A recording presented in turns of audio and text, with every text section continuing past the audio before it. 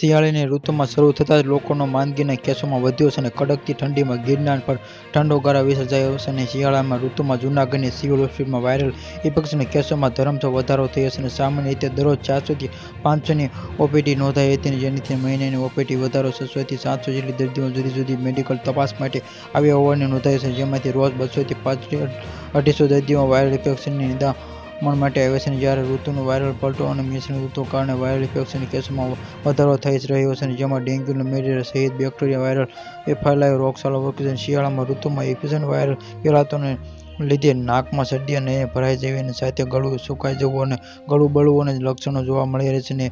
RLC-9 નામના વાયરસનો ખતરો વાયરલ રહ્યો છે. આમ શિયાળાની ઋતુમાં શરૂ થતાં સિવિલ હોસ્પિટલમાં એક જ માત્રામાં 7500 જેટલા દર્દીઓને વાયરલ ઇન્ફેક્શનના કેસમાં નોંધાયા છે. જ્યારે વાયરલ ઇન્ફેક્શન બસમાં કડકની ઠંડીના લક્ષણો મળતી માહિતી કરનાર નીકળતા વસ્ત્રોની સિવિલ હોસ્પિટલ જૂનાગઢ મેડિકલમાં RC ડાંગરે શિયાળામાં ઋતુમાં ઓપીડીના કેસોમાં ઘણા 400 થી 500 કેસ ઓપીડી નોંધાયા છે અને 600 થી 700 દર્દીઓનો કેસ નોંધાયા છે. જ્યારે શિયાળામાં થયેલા ઇન્ફેક્શનના વાયરલમાં લોકો માંદગીના કારણે બનેલા જ્યાં માથાના દુખાવા, નાકમાં દુખાવો અને ગળાના દુખાવામાં બાળોતરાના લક્ષણો શિયાળાની ઠંડીમાં આ ઘણા વાસ્તવોથી COPDના કેસોમાં પણ શિયાળાની ઋતુમાં વધારે જોવા મળે છે. Subscribe my channel. આવા વિડીયો જોવા માટે જોડાઈ રહો અમારી ચેનલ.